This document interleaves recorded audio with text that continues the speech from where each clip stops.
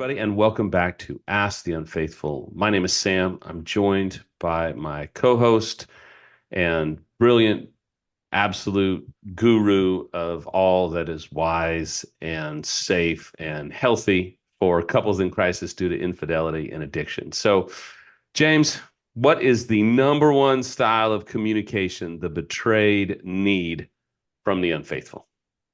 So it would be best summed up in two words: empathetic and collaborative.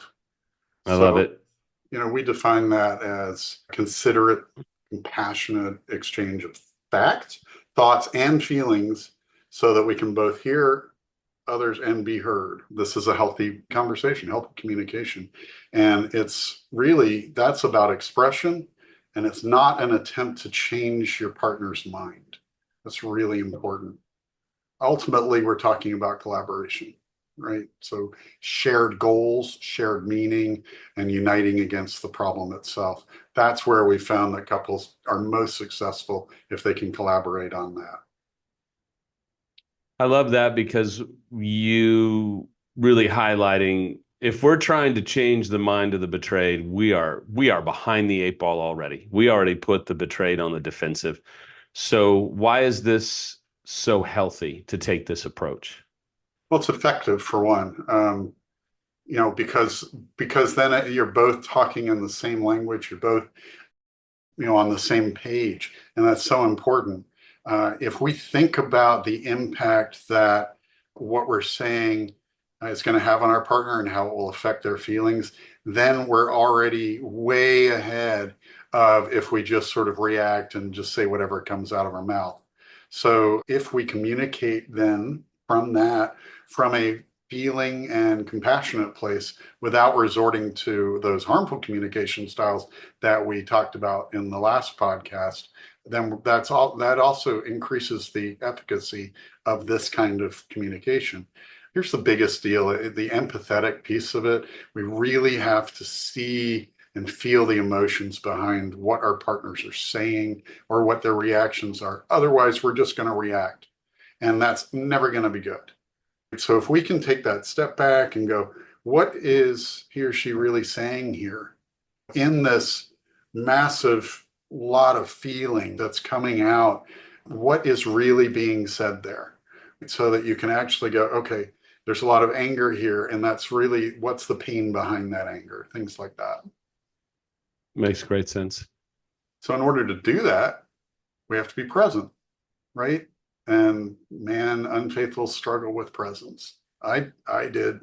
I had to work it like constantly to try. I'm good at it now.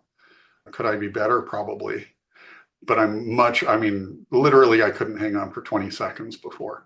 And if you're not present, you cannot hear what your partner's trying to say, let alone try to hear what's behind whatever emotion is fronting what they're saying. So we really have to kind of be able to go that pendulum thing I've talked about before. So if we're all the way over here, sort of in a reactive space, not trying to understand the impact of what we're saying, not trying to really get what feelings are really being emoted, and not speaking or talking in this very empathetic and collaborative kind of way, then the other end would be what we talked about last time about the submissive or passive style. So we really need to be in this middle piece where we're actually creating a conversation, a back and forth.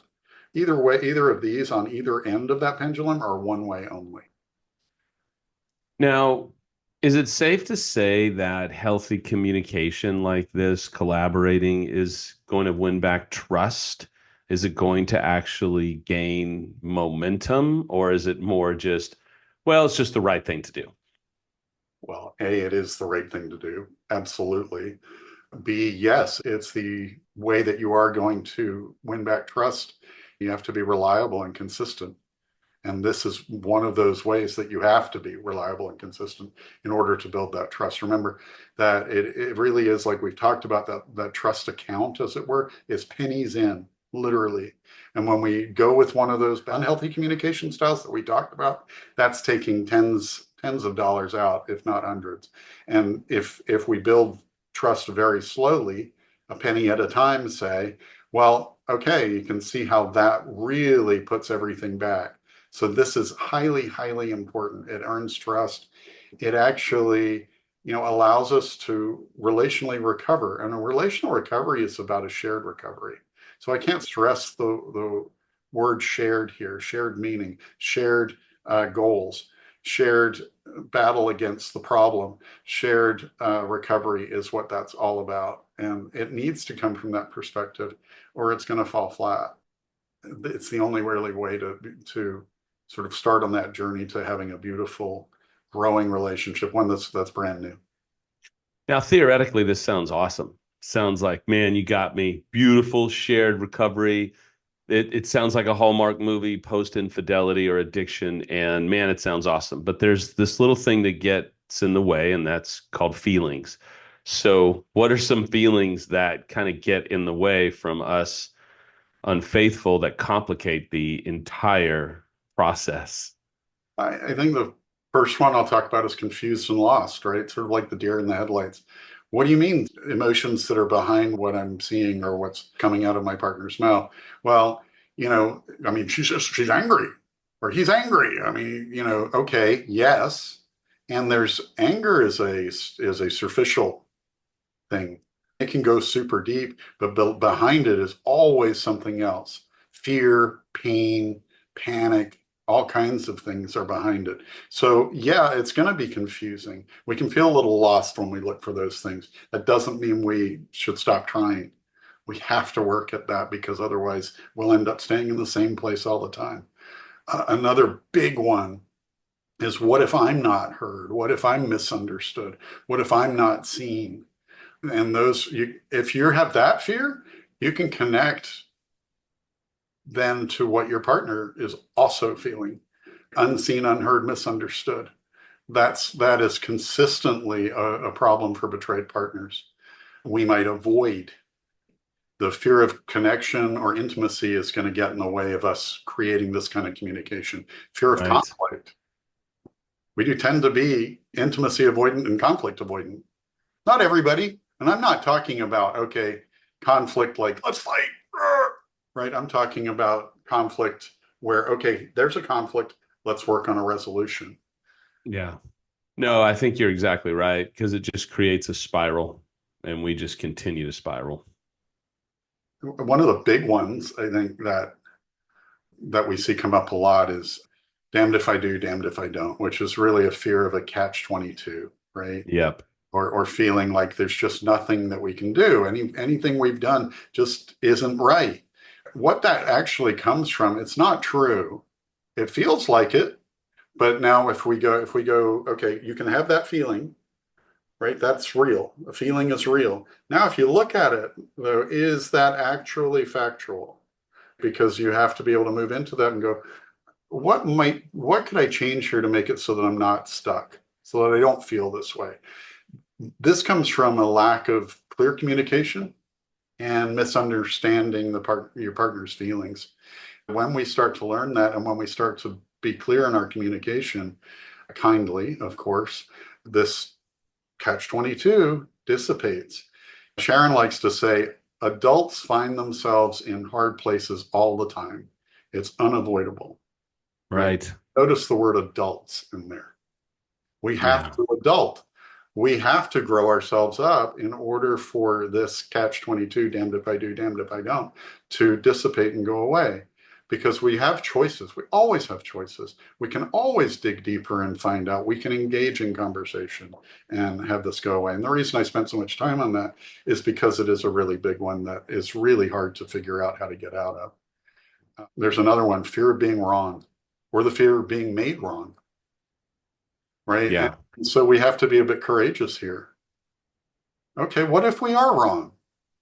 All right, we might, yeah, that might hurt our partners. We can make amends for that. We can work on that. And if we're wrong, we can actually make corrections then, especially if we see where we've gone wrong. Being made wrong, that's more of a fear of I am wrong. It's kind of an extension of that. It just seems different, right? So being made wrong is not really happening. We have to get that out of our heads because our partners don't want to make us wrong.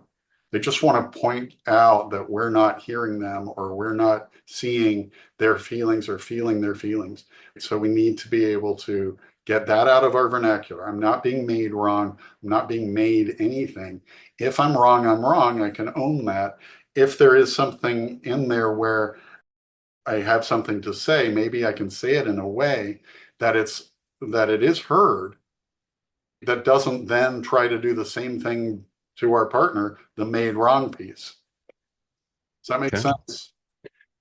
Yes. And there's also the element of, being afraid that what you say is gonna be used against you later, right? Yeah. So, like, the more we build trust and are compassionate, the less that might happen. Yeah, does it happen? Of course it can happen, because if we're both in reactive mode, then we're reacting using any kind of weapons that we can. And so if something's been laid out there and somebody's gone into a trauma spiral, and that bottom part of that trauma spiral, these two parts of the brain, as I've talked about before, the frontal lobes, so thinking and emotional regulation, they're offline. So at Yeah. that stage, anything that comes to mind is going to be used. If we're coming from a place of building trust and compassion, that's much more unlikely that our partner is going to go down fully into that spiral. There's another part to this too. If you don't risk it, you'll not build trust, and your communication won't be able to evolve. You have to take risks here, or that's not going to happen, and then you're going to be stuck in the same spot that you've been in. And I think there's something to be said about the fact that there is a continual point, an undercurrent, if you will, where we kind of have to say, look, unfaithful, male or female, you did this. You threw these people into a wood chipper and you're expecting perfect communication. And I'm sorry, it's just unrealistic. And so there has to be an awareness here to say, look, you kind of made your bed. You're going to have to lie in it, but you can get better and you can adult better and you can find ways to be compassionate, because after all, we're here because of your choices. And that's not shame. That's just facts. So be kind and then get an expert third party that can help mediate. And then you can probably gain some ground communicatively, right? Absolutely. You mentioned shame in that. Shame is always going to be a block to healthy communication. It just stops everything up. So doing Yeah. shame resilience work is absolutely vital. We've talked about it in previous podcasts, and we'll talk about it again because it's such a big thing. In this, there's this fear of losing. Well, this isn't about who's right. It's about getting on the same page and then Yeah. being able to collaborate. If it's about who's right, you got to ask the question. Sharon asks this all the time: would you rather be right or happy? Or do you want to be right or do you want to heal? Do you want to be right or do you want to actually move forward and get your lives back and Yeah, get out of the feeling of stuck and misery that you're in? So, okay, well, you talked about some feelings that get in the way, but you alluded to this earlier. We're the biggest culprits that sometimes our thinking is just off, right? absolutely, without a doubt. We talked about confusion before and feelings. That really, in thinking, is a lack of clarity, kind of not being able to line things up logically. And part of that is the lack of acceptance of our own feelings without trying to make them make sense, right? So if we haven't accepted our feelings, we're not going to be able to make sense of them. So we have to be able to first, we're always in a rush to go, well, that's not logical, but ignore the Yeah. ouch, that hurt, or wow, I am so disappointed in myself the way that I handled that, or whatever our feeling is, right? We're so quick to ignore that. The problem is if we ignore that, we just took out a linchpin of the whole thing. So we have to pay attention to our feelings. That doesn't mean we get stuck in them. And I think a lot of unfaithfuls do fear getting stuck in the feelings and not being able to sort a way through them. The deal is you got to pay them their due, pay them their mind. Then you can get to your thinking about how to make that make sense to yourself. Another one That's huge as we make assumptions. I think we all know what to assume that means, right? And when Yeah. we do it's absolutely so true. So making assumptions is a huge mistake. If you find yourself assuming something, ask instead. Say, oh, wait a minute. I don't want to assume here. So are you saying this? And I'm not saying, obviously you're not going to do it meanly, but say, I'm having a hard time understanding. I don't want to make an assumption here. Can you please clarify that for me? Which goes to black and white thinking. If we assume it's A or B, we just cut off C. And C is where the gray is. Almost all of communication, especially intimate communication, is gray. It's not black and white. I think I described in a previous thing about two overlapping circles. Well, you've got one that's A, another one that's B. Where they overlap is C. That's usually Yeah. the right answer. So now you may not be able to think of it consciously. You may need to be patient and let that third answer come in time. But that's how that really works. So staying in the gray is really important. Another one would be not checking your perception versus the other person's perception. I used a book last time. I don't know if I have a book. So, okay, there's Sharon. There's Sharon. There's the front of my phone. There's the back of my phone, right?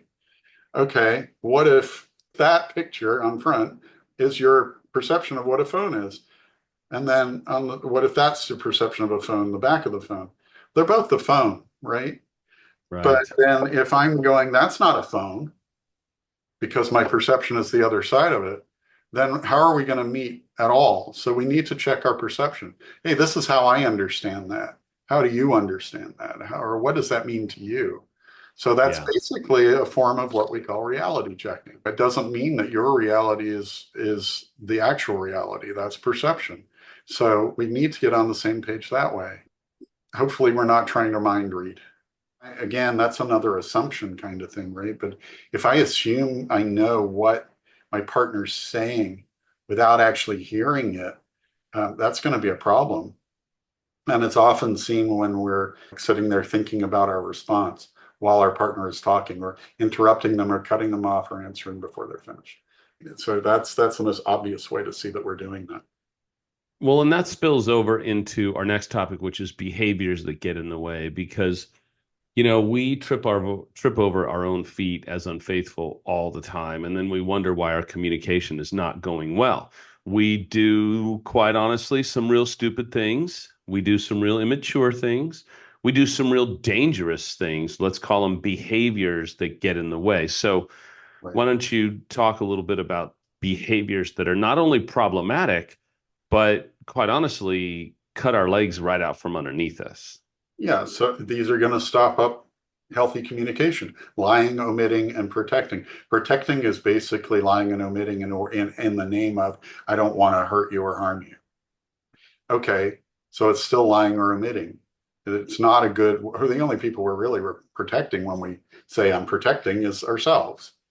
Uh, that's a huge one. Facting. So in other words, facting is Sharon and my term for just rolling right over feelings, right? And say, well, that's not right. You shouldn't be sad about that, or you shouldn't be hurt about that because it's really, this is the way it went down. Boom, boom, boom, right? Facting is absolutely a great way to deepen the trauma versus actually creating healthy communication and connection. Deflecting, changing the topic or focus. Victiming, we talk about victiming all the time, but it's just a big deal that it Yeah. happens all the time. Absoluting, so never and always. If you find yourself using the words never and always, you're absoluting. That means you're black and whiting, and you're not going to be able to get to the gray. I never, or I will never, or you always, bang, bang, bang. Right. That's done. That is communication out the window. Ambushing. Sharon likes to tell a story about, waking up earlier than me, which is always because I'm allergic to mornings. And she'll look at my, as she likes to say, at my bald head lying there, and she'll be like just waiting for me to stir. This is something she used to do. She doesn't do it anymore. And as soon as I stir, she'll go, right? Because she's been thinking Yep. about everything she wants to talk about. Well, I'm not ready. I'm like, right, I'm not ready for that yet. So that's an example of ambushing, just taking people by surprise with something that is really big and important that you need to be waiting for good timing to think about or talk about. So using any of the four harmful communication styles that we talked about in the last podcast, aggressive, submissive slash passive, passive aggressive, and manipulative. Anytime you're using any of those, that's going to get in the way of good communication, healthy All communication. right. So we've talked about some roadblocks, behaviors, feelings, characteristics, things that really prevent us. Now, what are some characteristics of the collaborative and the empathetic communication style? And these are going to be really helpful for the unfaithful to really kind of use as a ruler or a measuring stick. Hey, how are you doing with this stuff? But also for a betrayed that kind of might go, hey, what should I expect from my partner? What is it that I should expect in their communication styles or characteristics, I guess is a better word to use. Yeah. So respectful of your partner, but also of yourself. Self-respect is huge. So you always hear the words, no self-respecting such and such would blah, blah, blah. Well, there's something to be said there. Am I being self-respectful as I'm communicating this? And at the same time, am I being respectful of my partner? We'll get into how the betrayed will feel or how they'll receive this. But I think that one's really clear. Do you feel respected? For partners, it's a big deal how they're treated. It's not necessarily about all that's being done or all that's happening. It's how do I feel that I'm being treated? So for unfaithfuls, how do you feel that you are treating, or how are you treating your partner? Another one is you're clear. You got to remember whoever you're talking to. So let's say it's your partner, they've got to be able to identify what you're trying to communicate. That's facts, feelings, thinking out loud. You're just dreaming. Say that. Oh, I'm just thinking out loud. Or, hey, I was just having this great idea, imagining us on a trip or blah, blah, blah. Or, hey, I just want to go over the itinerary or there's the fact. Right now I'm feeling, or I feel this, right? That tells the person who's listening what they're really hearing. And I think that's really vital uh, because if they don't know that, then they're somewhat guessing unless it's super obvious. But I would make it really clear. Being emotionally expressive is a behavioral characteristic of this healthy communication.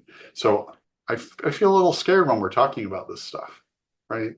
It makes me so sad to think about how much I hurt you.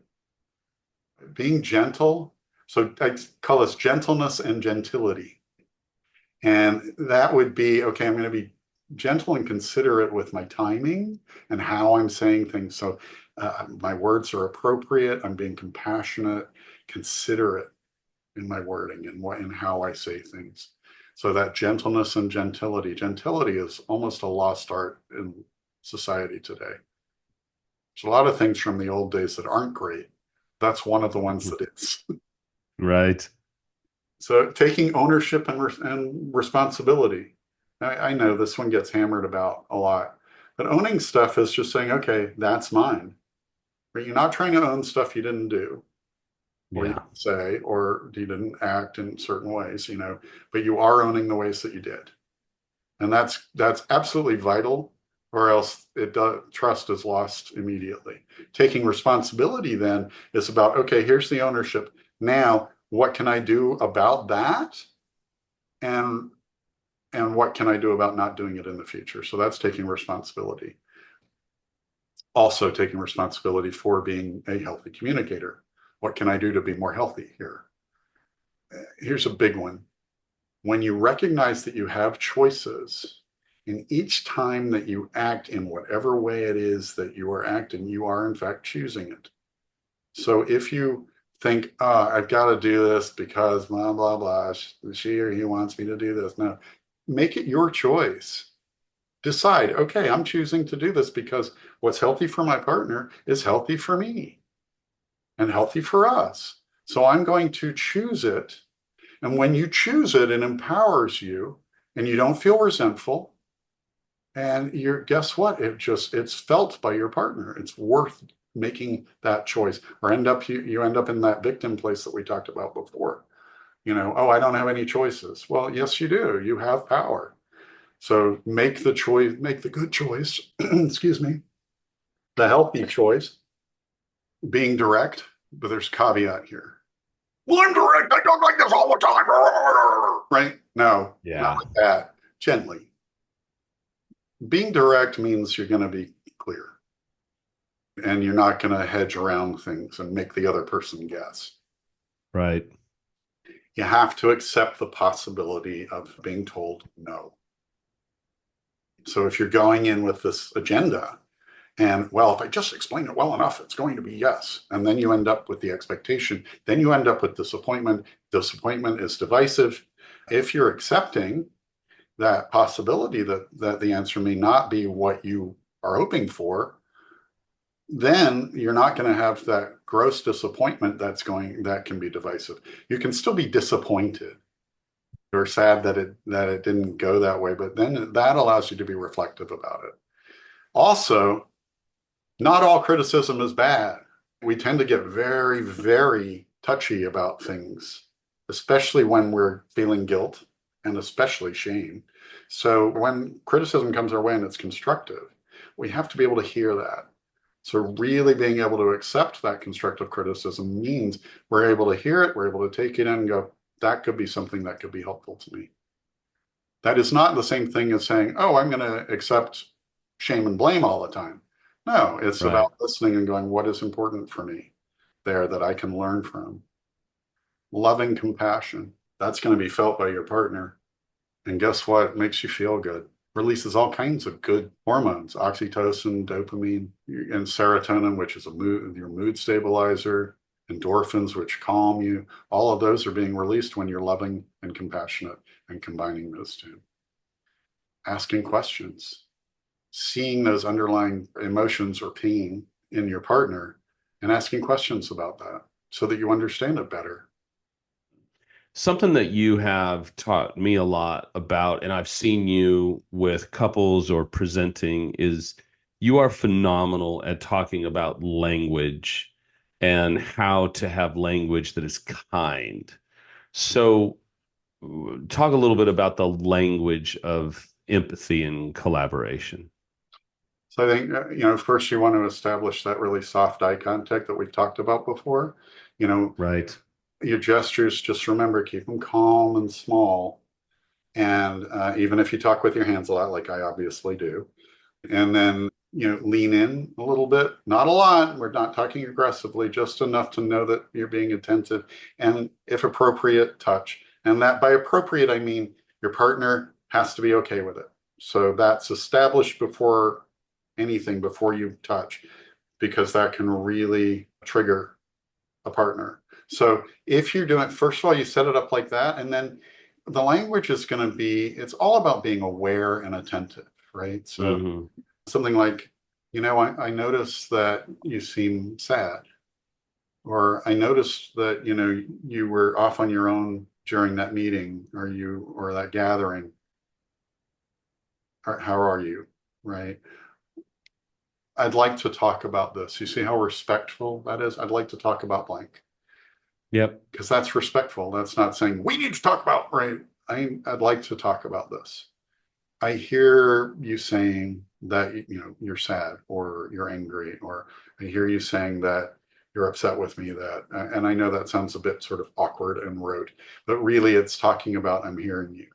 I see blank. Here's a big one. I wonder what you're feeling right now. That's not an assumptive one, right? Well, you seem sad. You seem mad. I wonder what you're feeling right now. All of those allow your partner to actually speak to it, to put back in. You're not mind reading. You're not making assumptions. You're asking. You're curious. You're loving. You're asking. So there's I learned this from Carol Sheets, AVR. I'm not sure if she invented it or not. It's, acknowledge, validate, reassure. We've talked about it before. Basically, acknowledge how, if your partner says something, acknowledge how they're feeling, validate them for that feeling. So I hear that I hear you, that you're really angry right now. You know what? You have every reason to be angry. I get that. I get that I caused this. And then reassure, I'm here. I'm going to listen. I'm not going anywhere. Let's talk. Make a request. That make a request piece is, can we talk about it more if necessary? For the betrayed, this is going to, I would at some level build safety and build some rapport and really create a closeness, right? Empathy and collaboration have to feel pretty compelling to the betrayed to feel safe enough to go, okay, I can start to be vulnerable a little bit as I feel safe with you. Yeah, and you're right. You're so on with that. It is a little bit.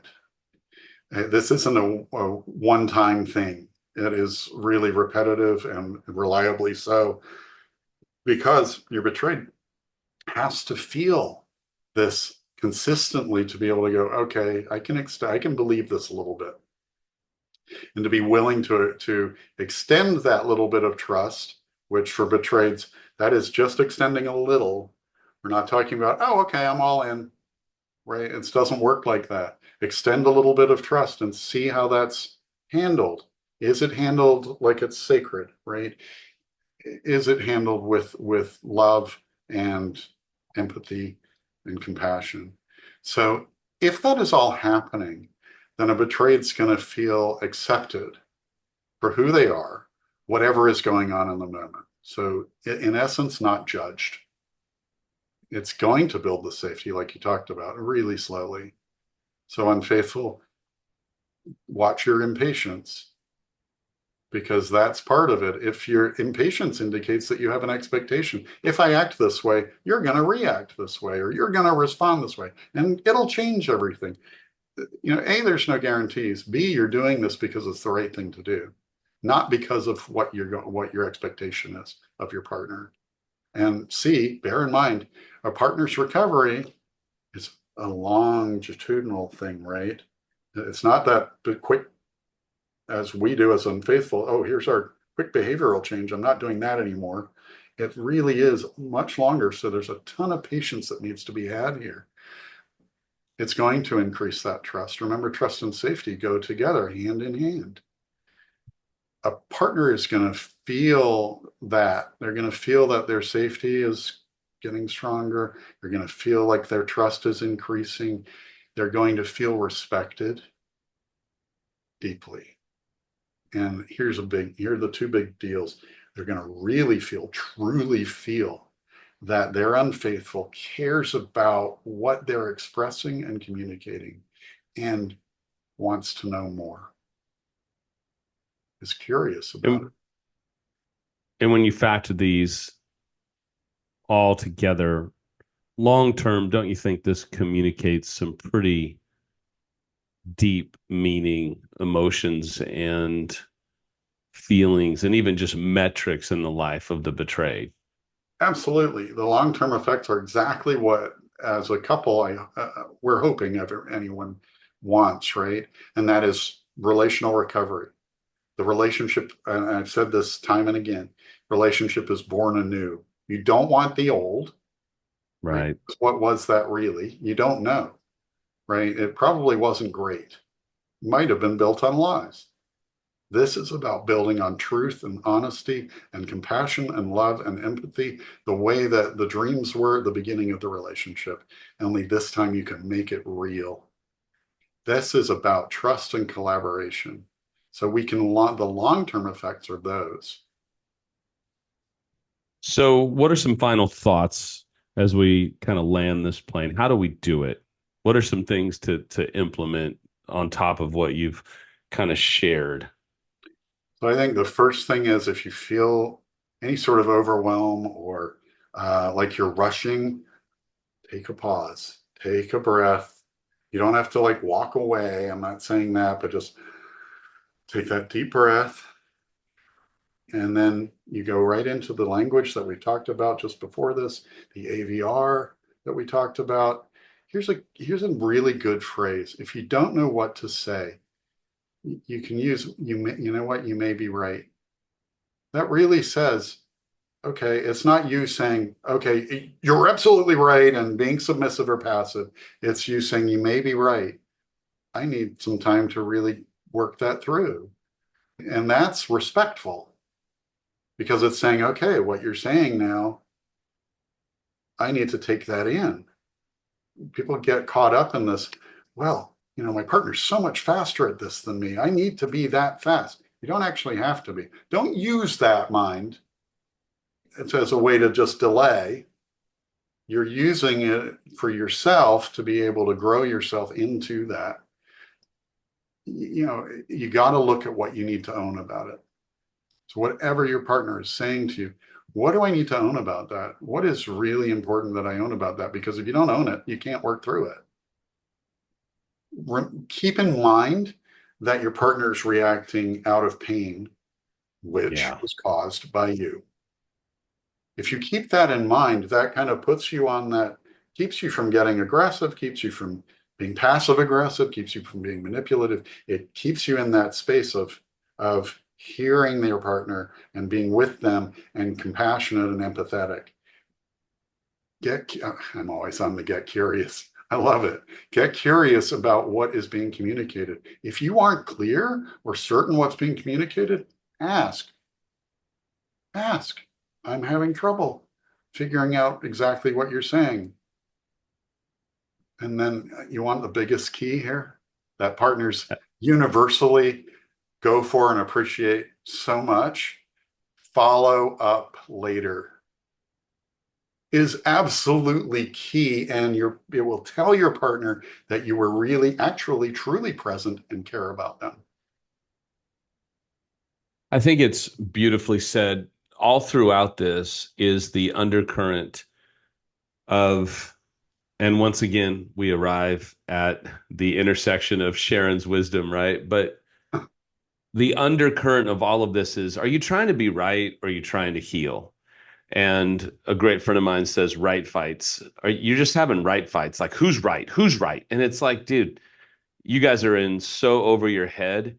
How about stopping the attempt to be right and focus on trying to find unity and peace and healing? And that comes sometimes by humbling ourselves and saying, you know what, you may be right. Let's talk to James or let's talk to Sam or whoever their therapist or coach is or pastor, priest, rabbi, some group leader. But at the end of the day, if we're always just trying to be right, it looks really bad, especially for the unfaithful. Because when we have decimated them and then we want to be right, man, we just, if we weren't recording this, we'd use different language, but we just look like narcissistic jerk faces. That's just the reality is we're just trying to be right. You know what? How about we try to be empathetic? How about we try to be kind? As we say goodbye today, we'd love for you to follow our channel. You can find us on Spotify now. You can find us on Apple Podcasts. And we would love for you to subscribe and follow. If you would like to reach out for insight or direction, or maybe do a free evaluation with James and Sharon about an intensive, or if you want to inquire about coaching with me, you can reach out to asktheunfaithful@gmail.com. And listen, we are thrilled that we've had so many of you new followers. Some of you have been with us from the beginning. And we just want to just say how thankful we are that we get so many wonderful comments. And so on behalf of James and Sharon, because we've talked about her a lot today, as well as myself, thank you for watching. We'll see you next time on Ask the Unfaithful.